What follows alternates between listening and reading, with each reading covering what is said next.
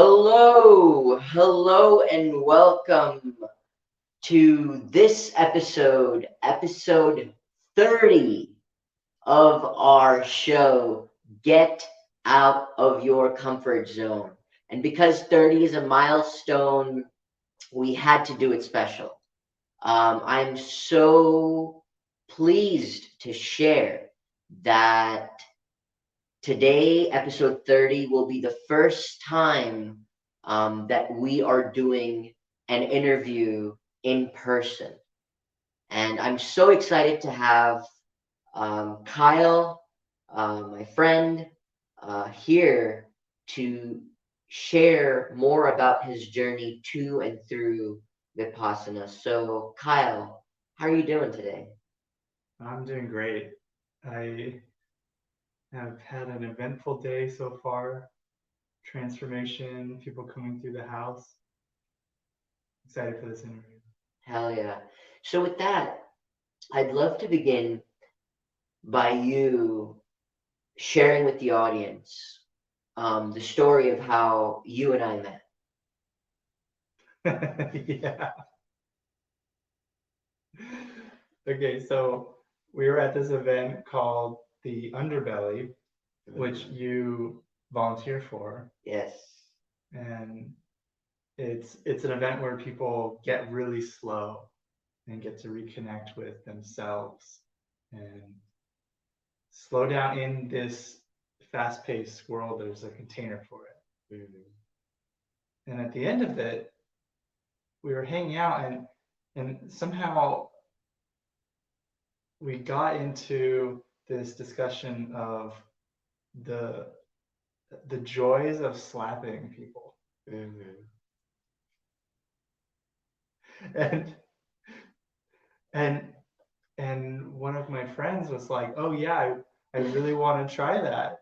I I've never slapped anyone." Yeah. And I was like, "Well, this is a perfect opportunity. I am available." Such a lovely instigator. Please continue. So there's like five of us, and it we're just like slapping each other, but in a very connected way. Like we're like being present, and then like caressing. She's like caressing my face and looking me in the eyes, and then slapping me, and then caressing me. And it was so loving. Yeah. And then you're kind of hanging out on the couch waiting for us to leave, maybe. I was having a good time. I was reading my book, but I was also enjoying the spectacle Yeah. from the corner of my eye, or my ears more so. And then somehow we got you involved. Yep. I just remember somebody sitting on top of you while you're on the couch, Straddling me. straddling you. Yeah. Yeah. Berkeley. Wild place, y'all. Wild place. So thank you for sharing that, Kyle. I really appreciate it. If you're okay with it, I'd love to give the audience a brief intro about you to set the stage. Yeah. How does that sound? Great. Thank you. So Kyle is in his mid 30s, is a software engineer by training, as well as an entrepreneur and startup founder by experience. He has been a student of meditation for the last 3 or so years and very serious about personal development. He has also studied sacred sexuality through ISTA, which stands for International School of Temple Arts, in case you want to look them up, and is currently in the process of building his coaching practice as well as an app. He recently decided to dive into a 10-day Vipassana retreat, also known as a silent meditation retreat. And we will hope to better understand that experience and share some of the gems that he so painstakingly uncovered.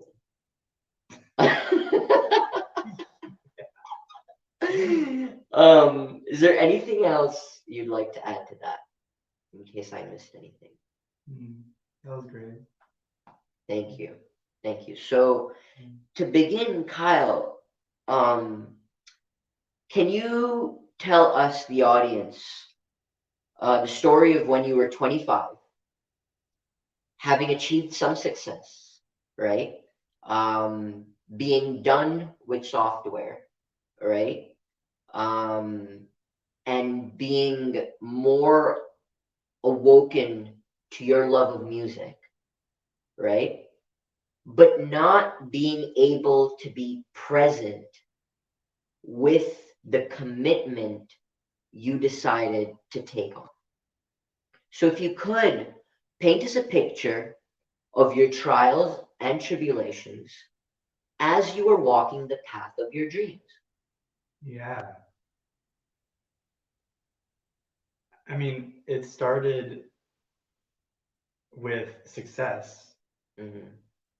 The American dream is instilled in us as Westerners all of our life. There's this idea of climb the ladder of success, and at the top of the ladder, you can have the life you want.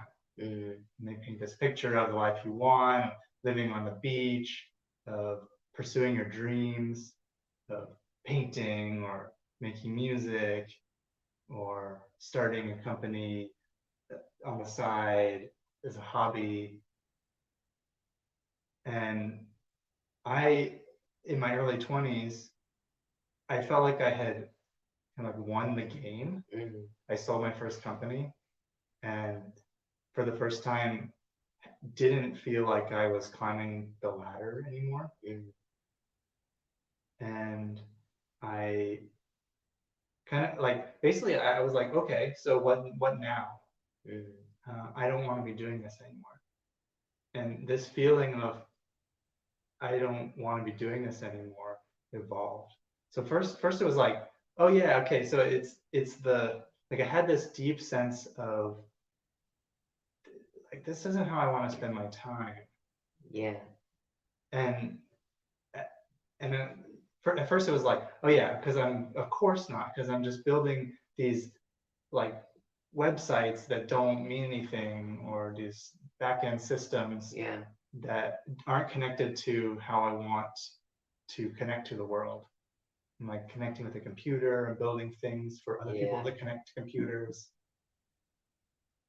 And so I basically was like, okay, I'm gonna find some other passion in life. I'm gonna find a new life. Mm-hmm. And I got rid of 90% of my stuff, like put it in a pile. Wow. And just gave it away. And moved into a backpack. And flew to Central America. And I traveled from Mexico to Panama over the course of 3 months. Traveling from festivals, living on beaches. It was basically like, it kind of like, there's this line of thinking of, oh, what would you do if you had a bunch of money? Yeah. And then, yeah, I didn't necessarily have a bunch of money, but I had completed the like success game in this way that I decided, well, why don't I just skip having a ton of money? Yeah. I have enough where I can travel now. Yeah. And just go to the thing that is, what would I do when I have a bunch of money? Which at the time was, oh, I'd live on the beach and go to festivals. Yeah. And I was living on the beach, and I was like, wait, like, what now? Like, is this it? Yeah. And I found myself deeply unfulfilled. It was like I had traded one sense of fulfillment for another, but I wasn't getting both. So I didn't have the intellectual fulfillment, the creation, which I didn't realize how important that was for me while I was a software engineer. The intellectual fulfillment. Yeah. Yeah. And being able to create something. Yeah. But when I was a software engineer, I didn't have the life fulfillment and the like slowing down and the enjoyment of beauty. And so I traded one for the other. And I found that sitting on the beach, I didn't have this, I still didn't feel fulfilled. I was like, wait, I'm missing something. I want, and so it's like that feeling of I want to be doing something else evolved into this like an unsettled, like, oh, I can't just sit here on the beach. Like I need to be doing something. So I went back to San Francisco and I posted on Facebook, hey, I'll learn anything for it, like I'll give you a week free labor if you're teaching me a skill. And my friend who was working on an art project was like, hey, come join us and I'll teach you how to weld. Wow. So I got into the sculpture art that way. Okay. And I went to Coachella, Burning Man with this art piece. It's like 50-foot light sculpture with LEDs and software to control it. That was all custom design. Whoa. Yeah, it was super cool. I was like, oh, okay, this is how I can use programming to like create something in the real world that I feel connected with.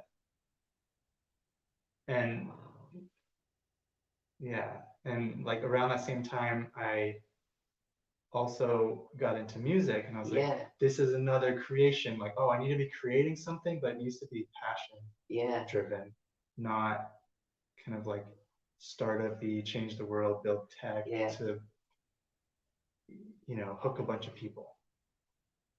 So I went to music production school, electronic music production school. And I was finding that in both cases, like when I was on the team, when I was on a team of people working on an art piece, it was great. I was super in. But then when I took that idea and I was like, oh yeah, okay, I'm gonna make art, I'm gonna make sculptures, and I'd sit down and try to make something. And when I was by myself, I still had this, it was like doing my passion, but I still had this feeling of like, it's unsettled, I'm doing something else.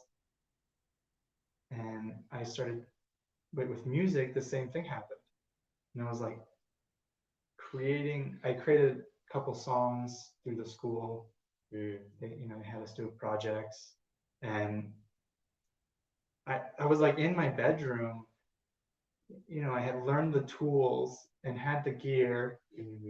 And I was, you know, it was like, this is what I've been striving for, is this, I'm creating something now. It's a passion. I love music so much. And I was finding myself feeling like there was something missing still. And I wasn't really like able to just fall into the flow of the creation process that I had dreamed about, had in my mind that it would just happen because I love music so much. And it was like this unsettled, like, oh, I could be doing something else. I'm like, where's that coming from?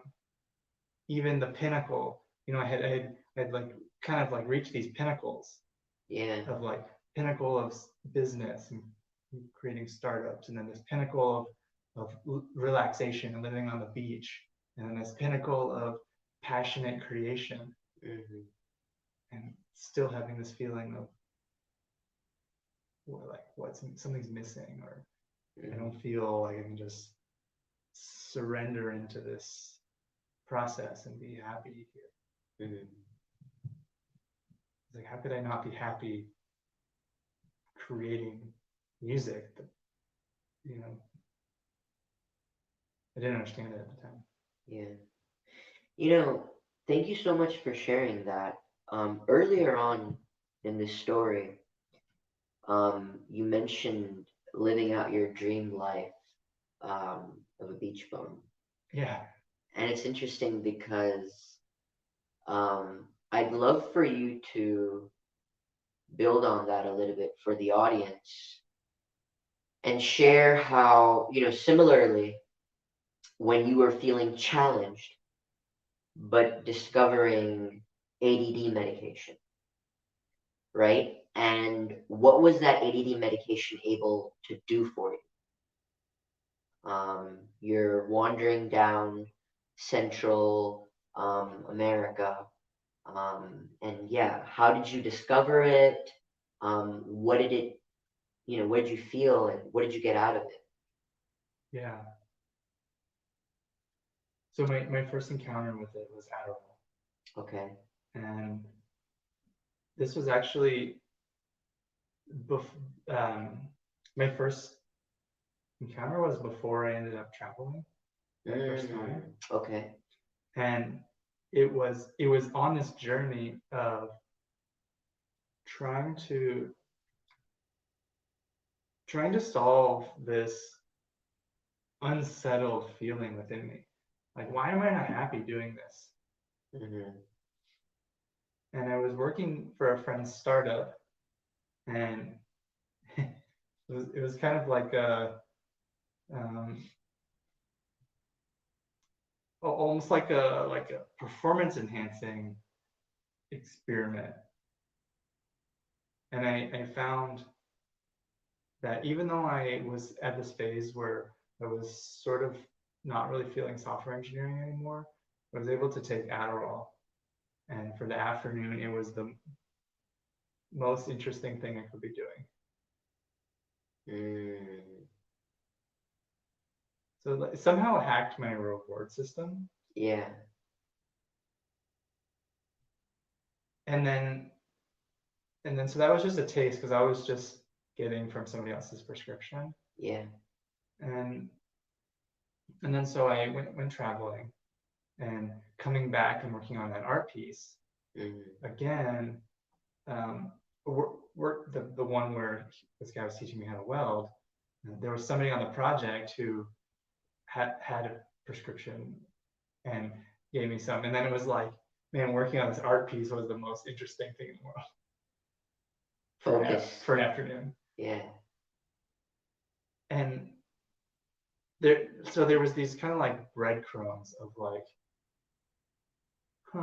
there's something about medication that could solve this. And I wasn't putting all my eggs in one basket yet. I was like, well, I would really like to solve it on a lifestyle level rather than what I thought might be just like paving over a problem. Because I could like make myself enjoy work or whatever I'm doing. I was like, am I really solving the problem? What if there's some wisdom in there?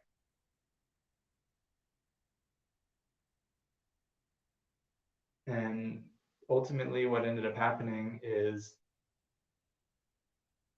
I had a few cycles and of traveling, coming back and working on projects, traveling, each time trying to, part of what I was doing in Central America was I thought maybe I would find a community or another place to live, just a completely new life that I would just fall in love with, and life would be great and I'd be happy. And I didn't know what was going to happen. I was just like, I'm going to throw myself into the wind.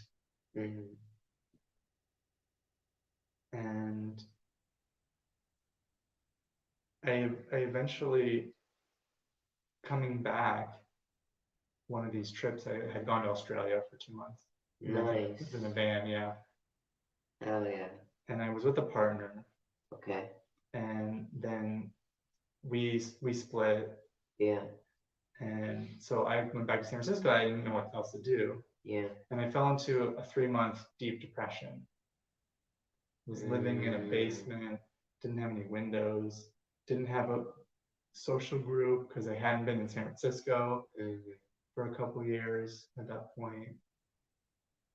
And I was super deep in this depression, which all of it seemed related. You know, what could I be spending my time on? Something to fulfill me. I was looking for something out there, thinking that, oh, if I set up the right environment or I have the right job or I'm spending my time in a certain way, that'll solve this issue. And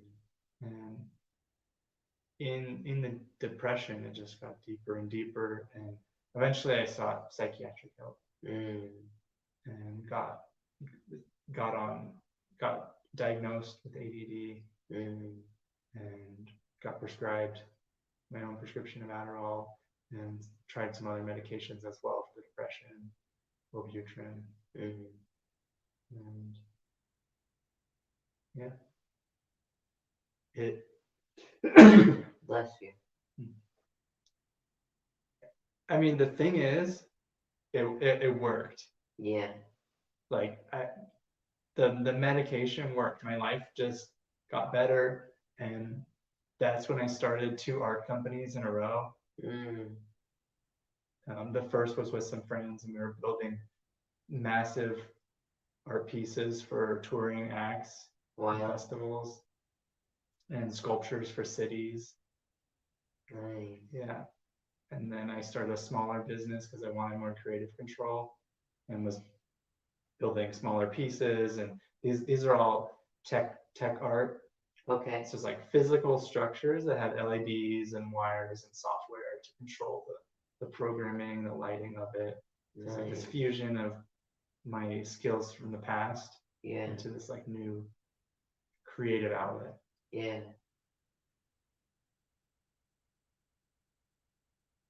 Wow. Okay. But then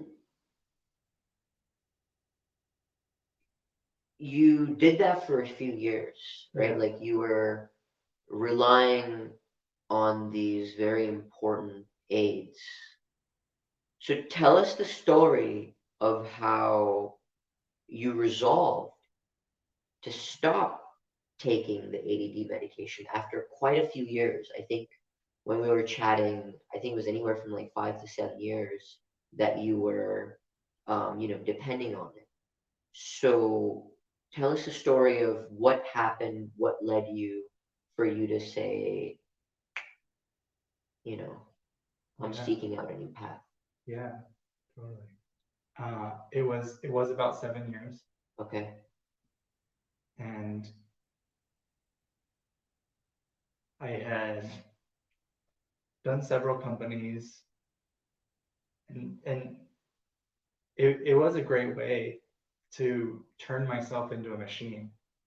It wasn't life balance, but I would go to work, I'd be super productive, I'd have this like really strong satisfaction in the intellectual part of me, the creative problem solving, the engineering part of me. Yeah. And I would come home and I would decompress by watching an episode of something and eating food that just like comfort food essentially. Yeah. For me, it was Indian.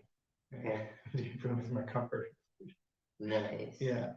And then I would cycle between those phases, and then if I could go to some weekend event or something once a month, then that would solve my social needs. But I felt like a machine. I didn't feel holistic. And during the pandemic was when it really came to a head. The city had shut down, of course, but there were homeless people living for several blocks out from my building. Really? Yeah, they had installed porta potties. Okay. Right outside my building for it, and there were rows of tents. And this is a place that prior to the pandemic, there would be people who were living on the streets there with, shooting up heroin or whatever. So there were needles on the streets. It was not a great area before the pandemic, and then it just became their permanent home, or people's permanent homes. Like they were, I don't know how many people were living on those blocks. There were a lot, and people were living in the parks now that I would normally go to nearby within walking distance. And for me, it was just like, wow, I gotta get out of here. This is not healthy. Something's not healthy.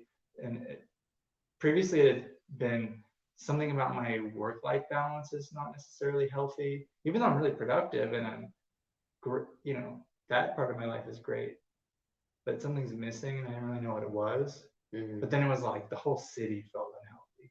Mm. And not just because of the pandemic, but it was like the response to the pandemic and that how it kind of felt like the city imploded. And you could really see the cracks coming out. It's like, oh, we can't handle this, like all these people living on the street, and we don't have systems for helping people in a crisis like this. So I moved to Hawaii. I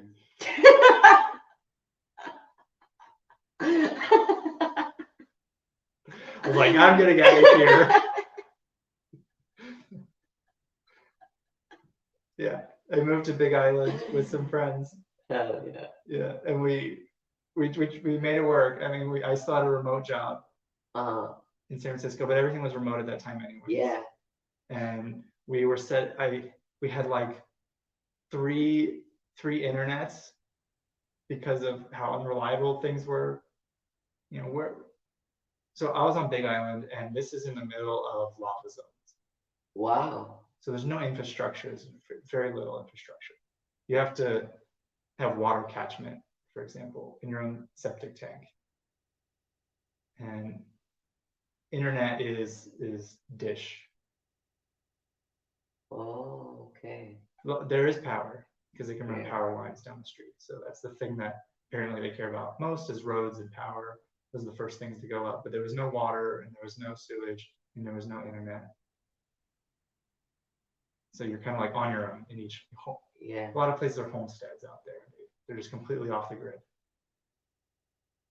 Wow. So ours was like partially on the grid. And I'm out there, and I'm just in paradise. Yeah. And COVID doesn't really exist. Part of the people living there, most of them didn't believe it even was a thing at all. And not only that, but the actual way it spread, because the climate was so perfect, and most of the establishment situations are outside. Even residences, a lot of them are outside. Yeah. So there's actually a much less chance of getting it at all. Yeah. So we felt safe, knowing a lot more than kind of like the people. They were like, a lot of people were hippies, I guess, if I was to like characterize them. Coming from San Francisco, we were kind of more in like a scientific mindset. We, research stuff, trust some of this research. So I felt like, basically, I was living in paradise, right? Yeah. I was going to ecstatic dances. They have this beautiful 100-person ecstatic dance. Wow. At the time, it was much smaller. Yeah. Because it was just invite only. And in the jungle, it's where the jungle meets the lava meets the ocean. Wow. Okay. And it just felt fulfilled. There was a part of me that felt at home and at peace. Yeah. And I started getting introduced to meditation and personal development work. I didn't even know that you could treat your body and your psychology like I treat a computer. Like I could become an engineer, scientist, and like, oh, okay, like what's going on in here?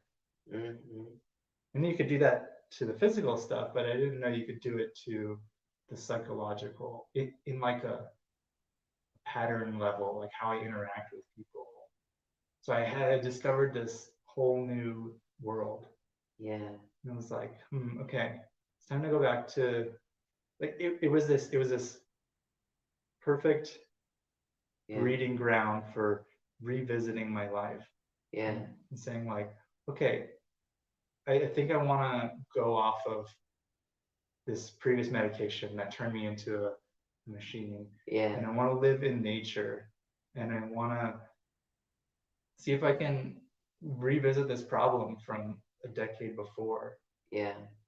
And use meditation, personal development stuff that I didn't know really what was in there yet, but I was excited about it. New environment of just being in the jungle / beach, like island jungle beach, and that kind of started. I also had a really successful end to the company I was working at. I completed a project that I had said I want to join this company to work on this project. So it kind of just all fell into place at once, and I just let go of the medication that I was taking, and with this like trust that I'll figure out something. Yeah. I didn't know what I was going to figure out yet. Yeah, it's interesting. I'm so glad that you said with this trust, because I think any logical, level-headed person would think about the chemical dependency within one's mind and physiology, right? So I'm glad you said that, because I think it highlights an important point to our audience, that it wasn't just a impulsive decision, right? You did consider that, and you, as a result of this new world that you were being exposed to, and probably other people's stories as well. Yeah. That you to take this leap of faith. Amazing. So let's fast forward a bit, shall we? Present day, and you feel called to do the Vipassana meditation. You're in a rural meditation center in Northern California.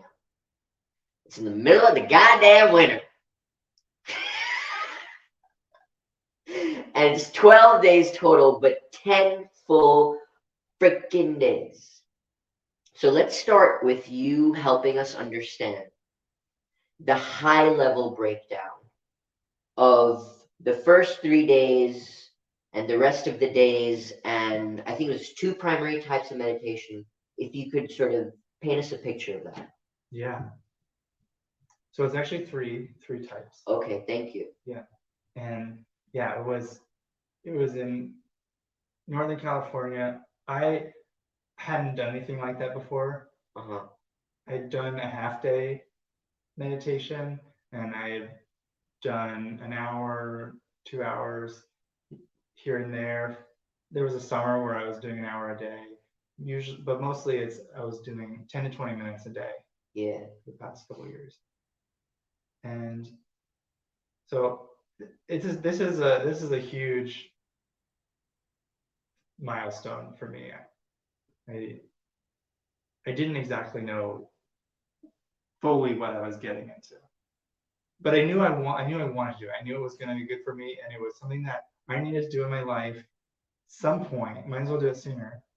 And it just felt like now is the time. So the structure of the meditation, the retreat itself, there's concentration that they call it anapana, and you're focusing on the breath. You're focusing on a sensation of your breathing on your nose, sensation in this area of your nose, including your upper lip, and you're slowly shifting from paying attention to your breathing, to paying attention to the sensation that the breathing is creating, to paying attention to sensation that's not created by your breathing. So they're taking you through this arc of training your awareness, honing it into this sharp tool of awareness that can then be used in the actual Vipassana meditation itself, which I guess this guy Goenka is the teacher. He's no longer alive, but they have recordings of him. He calls it Vipassana. So that's like I guess it's the Indian and Burmese permutation of pronunciation of it. Yeah. Vipassana. And then the last part of it is on the last day is metta, which is loving kindness. So then it's first it's honing our awareness so we can do it at all. Yeah. Then it's doing the actual Vipassana, which is a body scan. You go through your body from head to toe to head, and you're taking parts of it, and you're feeling the sensation that's created. And you're then doing that for your whole body, so you're trying to cover it. And then on the very last day, then you're taking this beautiful state that you're in, and you're wishing love to the world, to yourself, using that as a platform to bring more love and compassion into the world. So those are the arc of the 10 days. Is first 3 days are just the concentration meditation. The next 6-ish days are the Vipassana, and then the last day is metta. Cool. Okay. So, thank you for that. When we were chatting, I thought it was fascinating that you have 12 hours of scheduled meditation per day. Not only that, your whole day is laid out for you in a schedule. 12 days, 10 full days. And, when we were together preparing for this interview, I asked you very detailed breakdown. And, I want to share that with the audience. So the day starts at 4 a.m. and you have half an hour to get your shit together. And then the first meditation starts at 4:30. And then it's 2 hours of meditation on your own, right? And then, or you can be on your own, or you could be in the group, in the, meditation hall. And if you're in the meditation hall, the last 30 minutes, is basically them playing a recording of Goenka chanting. And, you don't chant with him, but you continue your meditation. And then it's breakfast.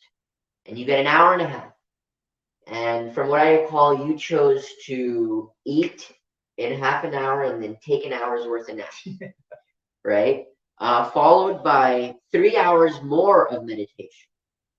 First, in a group setting, and then 2 hours on your own. And so basically the theme that's emerging is group sit versus, meditate on your own. And then lunch at 11, which was a simple lunch for 2 hours. And again, you would eat in half an hour and then go nap for an hour and a half. Followed by, at 1, meditation on your own for 1.5 hours. And then an hour of group sit, right? Then followed by almost another hour and a half on your own. And then at 5, there's a dinner break, but only for the people for whom it's their first time. Because if you have experience with Vipassana, you don't get dinner, or you're discouraged from eating. And even with the meals that you get before, you are told that only satiate yourself, only eat to 75% of what would be considered full for you. Yeah. Right? And then... And the dinner for the new students is just fruit. It's just fruit. Thank you. Just fruit, and then you get an hour for that, followed by a group sit at 6, followed by a discourse for an hour, and then, some more like meditation instructions, and then it's lights out at 9. And then you start the whole cycle. Like 9:30. 9:30. Yeah. Okay. And then you start the whole cycle at 4 the next day. Yeah. So what was it like for you to have that much of your life just spoken for, number one, and then number two, the food situation, right? Do you have any thoughts to share on that? Yeah. Well, first off, it really only works if you trust it. Yeah. Like if you do it.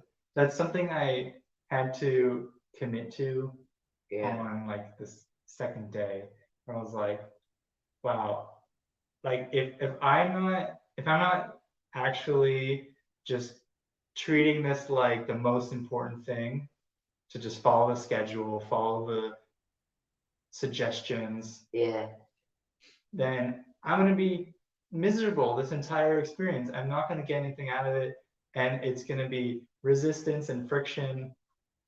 It's going to suck. And to be clear, it sucked already, so it would just be like sucked and a waste of time. Yeah. So it's like, okay, for this to work, I have to commit. Yeah. 4:30, I'm up, I'm meditating. And I was really surprised at how easy it was to get up at 4. Like if they have somebody coming around with a bell and your roommates are getting up, or sometimes. I had one roommate that would sleep and one roommate that would get up, and I was so grateful for him. So I'm like, okay, that's the guy that I want to take inspiration from. He's up, I'm up. Hell yeah.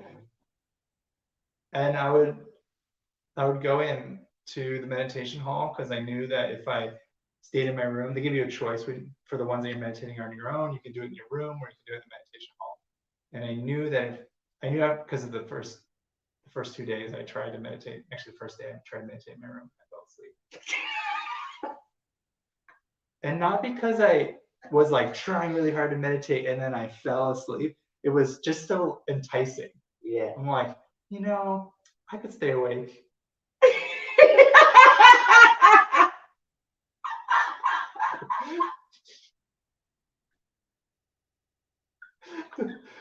So I committed. I'm like, okay.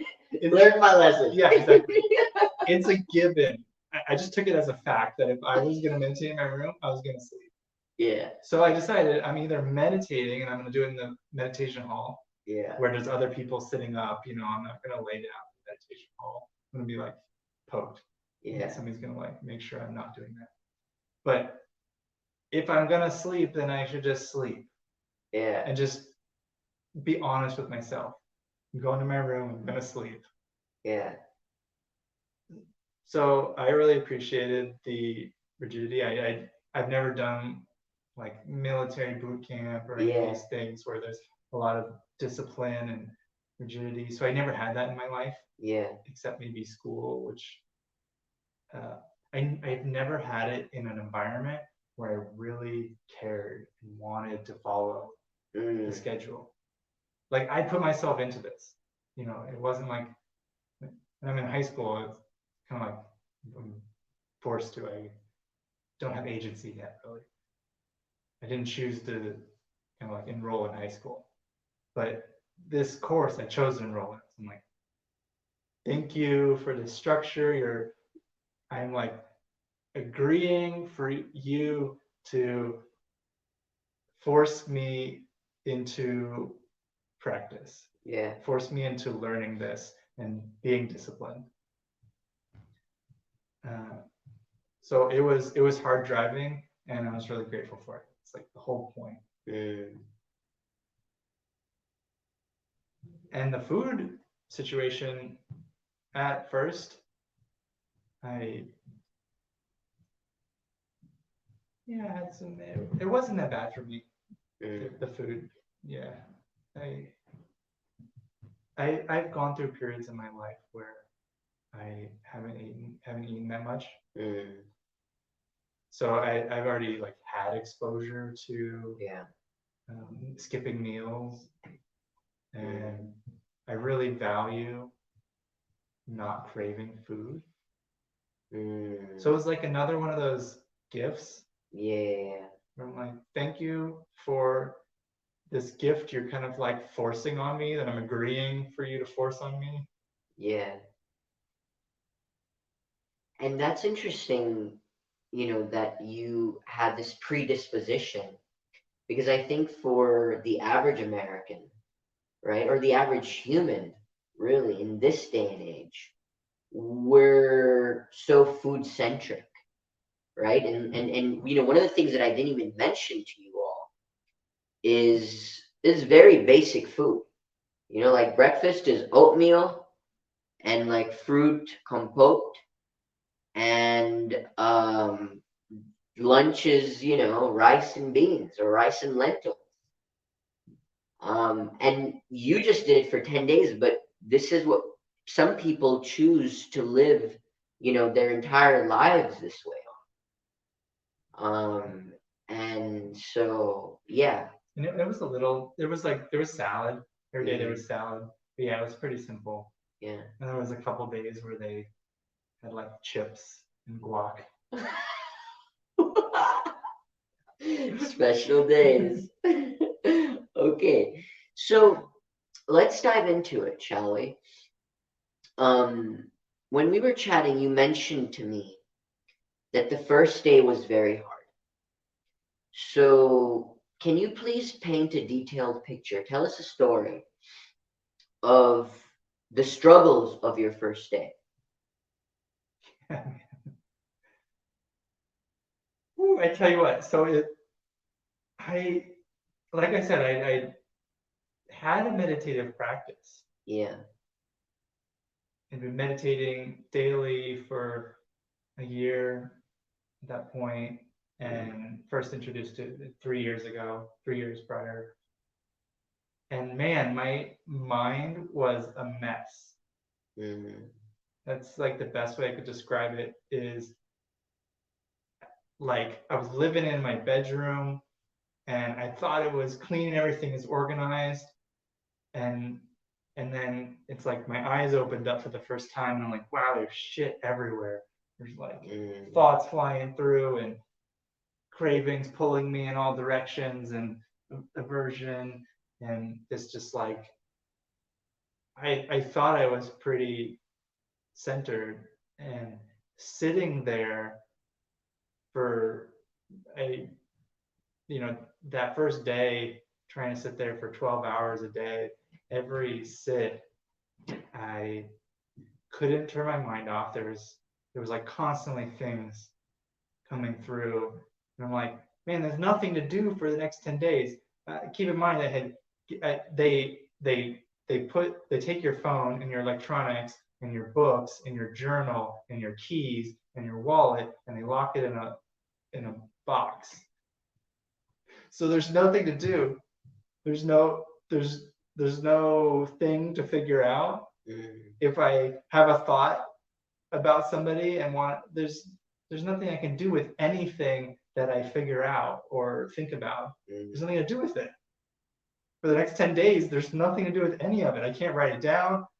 I can't text somebody. I can't check anything. I can't read, and like learn or entertain myself. So I'm like, why am I having these thoughts? They're pointless. And it's just incessant, noticing these thoughts about people that I want to connect with more, and my business that I want to make progress in, and trying to figure out monetary strategies, and thinking about decorating my room. And then that's just the thoughts. And then like sitting there, for that first day, I just constantly had this feeling of like, I should get up. Like it wasn't a thought, it was a feeling. Yeah. It was just like, I don't want to be here. Restlessness. Restlessness, like uncomfortable, like this like somatic pull of, and it wasn't like leave the meditation retreat. It was just like get up. Like my system wanted stimulation of something. And movement. Or to move that energy. Yeah. All that pent up energy. Yeah, I was just flying around my body, in like a boat on the ocean sort of way, where it's like moving me and I'm not really like aware of it. I'm just trying to like drive my boat, you know. Yeah. Cool. Thank you. So you've had a rough first day. Go ahead. Yeah, I can say more about that first day. Sure. Which is like that was the most intense. Like it's starting to fade a little bit now, like in the memory of it, but like I just remember like it felt like hell. It felt excruciating. It felt like harrowing. And all I was doing was sitting. I was just being with myself. And it was like the most fucking painful thing I'd experienced in a long time.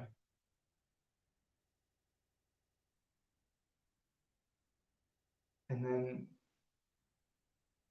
the next day it was like that first day was like 80 out of, on a scale of 1 to 10 it was like an 80. And then the next day it was like, okay, a little bit. Now we can go back to like the normal crazy intensity. That first day was like unimaginably intense. Wow. Because you've never done anything like that before. Yeah. Wow. So, at this point, we're in day 3 or day 4, and you mentioned aditana. So, tell us a story of what aditana is, and how you decided, on your own volition, nobody told him, to take things into high gear. Yeah. To hit that turbo boost button and paint us a picture of the agony that you felt. Totally. Yeah. So we get past the concentration meditation. Yeah. Anapana. We get into the actual Vipassana. So we're like midway through day 4. And I had heard friends talk about these retreats before, and that's the reason I ended up going on it, because I had a couple friends who really had profound experiences, and they did multiple, and they would go back. And one friend said he can't wait to go back to India because first thing he's going to do is a Vipassana meditation retreat. So I was like, okay, at least some people get a lot of it. And one of these friends was telling me this story of this woman who was sitting next to her, and she was so serious about it that she was drooling. She was drooling on her clothes during the meditation. Wow. It's like, holy shit. And of course, the meditation retreat is silent, so it's like you tell these stories at the end, the last day you can talk. Yeah. And you know, I just thought, wow, that's intense, that's crazy. I filed it away, didn't think about it. Yeah. And then I think maybe like I was also influenced by the story of the Buddha, Gautama Buddha, who sat under the Bodhi tree and didn't move until he was enlightened. Yeah. So that's the story. Yeah. And of course, he had lots of experience and lots of different practices at that point. Yeah. And they introduced then on day 4.5, in addition to the Vipassana meditation, they introduced this aditana, which is strong determination. And they say the three things that you're supposed to do are don't open your eyes, don't uncross your legs, and don't open your hands. So I think the idea for most people is you're sitting here with a strong determination, and because you're not moving your hands, you're not like scratching your head, but you're also allowed to still kind of like shift your posture a little bit. But I took it, for some reason, I'm just like, this retreat is so fucking intense already. I just want to get like break through. I want to get to the other side. I want it to stop being intense. So I'm gonna front load all the intensity. Yeah. And I'm gonna pile it on more so I can get through it faster. Yeah, exactly. So like, I'm not gonna move a single muscle. I'm not gonna swallow. I'm not gonna cough. I'm not gonna sneeze.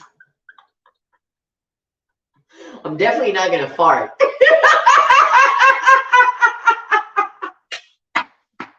I'm not even gonna like move my fingers.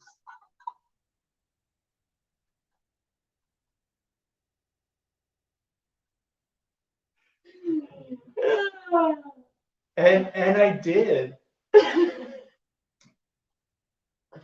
And so the group sets are where you're supposed to do the aditana, the strong determination, not kind of like opening your eyes or changing your posture dramatically.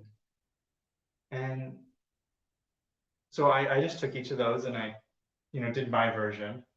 Yeah. And I did it for the 3 sits after that were very excruciating, but very illuminating. So it was like the experience. First off, I was having like body dysmorphia because I wasn't getting my like brain nervous system wasn't getting feedback. We kind of have this thing where we get motor feedback from moving around, and we have this thing called interoception and proprioception. Proprioception is the sense of where our body is.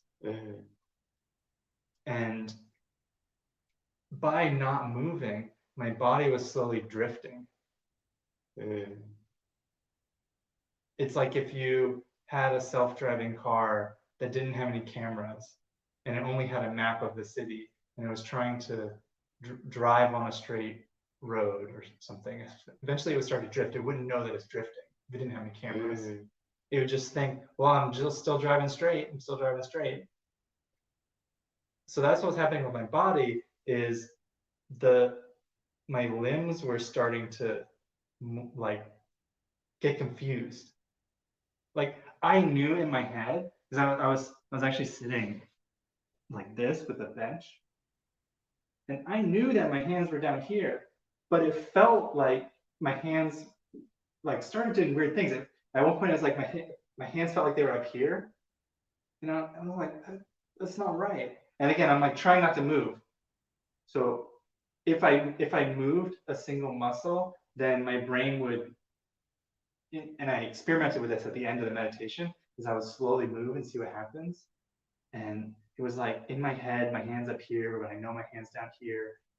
And then I would like try to move my hand down because I knew that it would run into my leg because my brain thought it was up here. And then it was like it faded into this other version as it slowly got feedback. Yeah, it was really trippy. Wow. So that's like the cool part of what was happening. And keep in mind, there's no substances involved. Correct. You're not under the influence of any substances. No. Yeah. No. All I'm doing is not moving. Yeah. For an hour. That's all it takes. Yeah. For your body, like your whole mind to get totally fucked. Yeah. And start hallucinating weird shapes. And so then the other thing that was happening was, and this was the excruciating part. Yeah. I would notice an itch or something. like let's say I would notice a sensation right here. It was a sensation that caused me to want to itch it. That's what we call like an itch. Yeah. And because I was not like, I was so concentrated and so determined to not move a muscle that I would just run, my like psyche would run into this immediate wall of, this is what we need to do, this is what we need to do, this is what we need to do. And I wasn't doing it because I was so determined. We need to itch, we need to itch, we need to itch, we need to itch. Like rhythm, like a drum. We need to itch, we need to itch, we need to itch. Itch, itch, itch. We need to itch, we need to itch.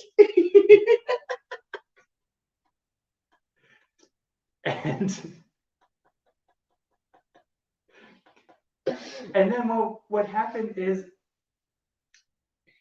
my body would, like, the best way I can make sense of it is like my body got pissed. And my whole like face and chest would get like super hot and uncomfortable. And it was like, no, no, no. So it was crazy. It was like the part that wasn't, it was compounding. It was the itch itself, the sensation, which can be uncomfortable. Then it was the compulsion to itch it, to move in response to a stimuli.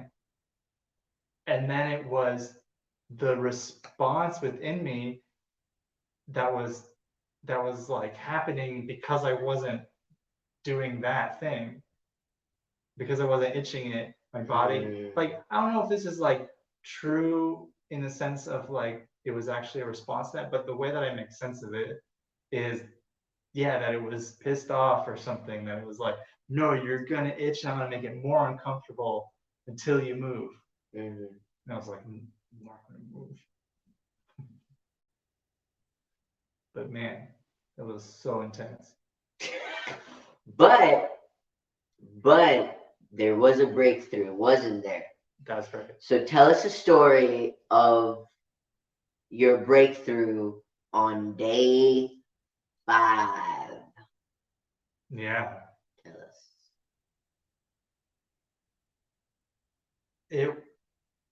It was like a switch that had happened. I went from these like first 3 sessions of super intense, these sensations were coming up, and the intense part again was the response that would happen when I wouldn't move. Like my knees were hurting, my back was hurting, and my traps were hurting, and that was like the first layer. And then there was this second layer of the like flare-ups, the super uncomfortableness in my body of not moving each time that I felt an urge to move. So it was that second layer that was the intensity.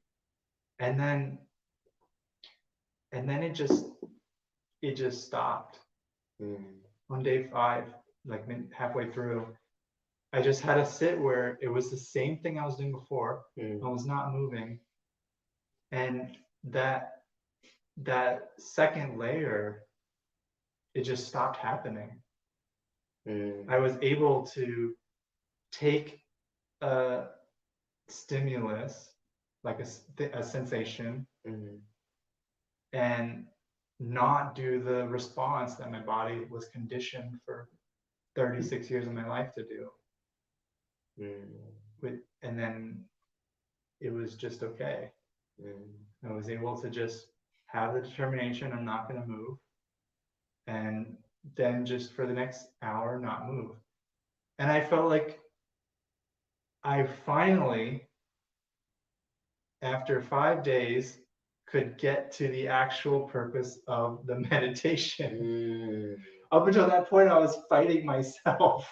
Wow. To even sit still, to even not scratch myself or have these compulsions, to not feel this urge to go somewhere else, to not keep having my mind wandering and noticing, oh yeah, I'm not doing the meditation anymore. So it's like all these other things I was up to that point was wrestling with. Just my I was wrestling with myself. Yeah. Wasn't even until this point doing, like, I was doing the meditation, but I couldn't really like actually then progress in it until I got through these other challenges. Amazing breakthrough.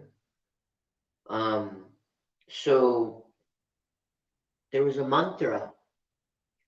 A mantra, just for those of you who might not know, is a series of words that one feels inspired to or chooses to repeat within themselves to help use as a tool to cultivate and grow focus within one's meditation, to be able to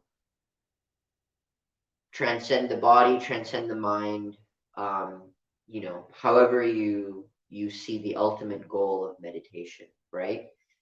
And there was a mantra that emerged for you out of nowhere. It's very much your own, right?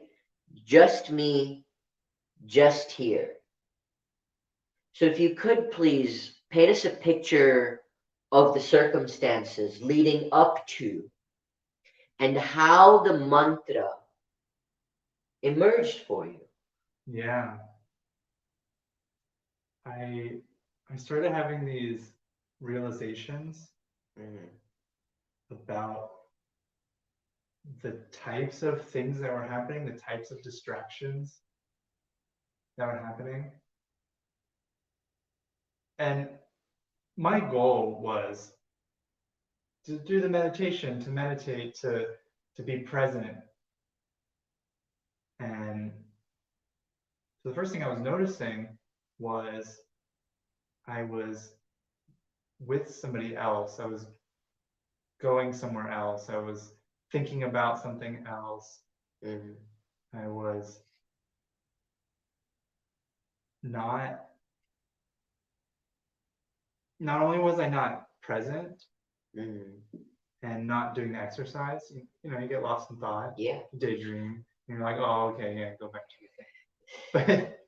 But I was having this slightly deeper realization, which is like, I'm being with somebody else right now. And there's no one else here. I was thinking about my sister, and my sister wasn't there. I was thinking about friends, and they weren't there. And yeah, there's like other people in the meditation hall, but I don't know any of them. We're actually not even supposed to make eye contact. So not only is it silent, but you're not supposed to make gestures to anyone. You're not supposed to make hand signals. You're supposed to treat it as if you're on a solo retreat. So I wouldn't even like thank people or hold the door for them or look them in the eye. So I was trying to take that on, but that the crux of it was like I was being with the people in my life. It was like being with this idea of somebody. And so the first part of it started to emerge of it's just me here. There's no one else here. Why am I thinking about my sister? Why do I keep thinking about her? I mean, yeah, of course, this is great. You think about people you care about. But I'm on a 10-day meditation retreat to meditate and to tame my mind and discover deepen the benefits of this style of meditation. And so I was just like, come on, man. It's just me.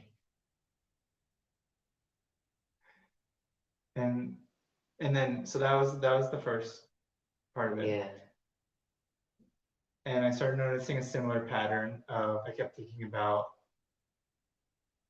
being back home, thinking about my room, thinking about projects that I'm working on, and forgetting that I'm in a meditation hall. I'm not being physically present. I'm like being somewhere else in my mind. So it's like, okay, I'm here. I'm just here. There's nothing else.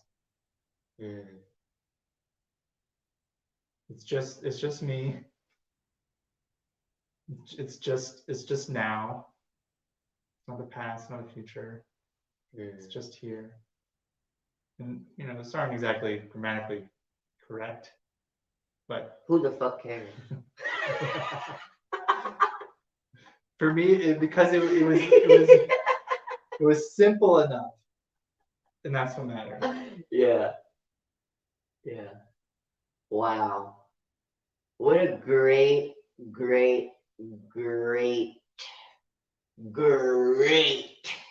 be like Tigger. It's great. Or is it Tiger? Yeah. Do y'all know what I'm talking Tiger. about? Tony the Tiger, Frosted Flakes.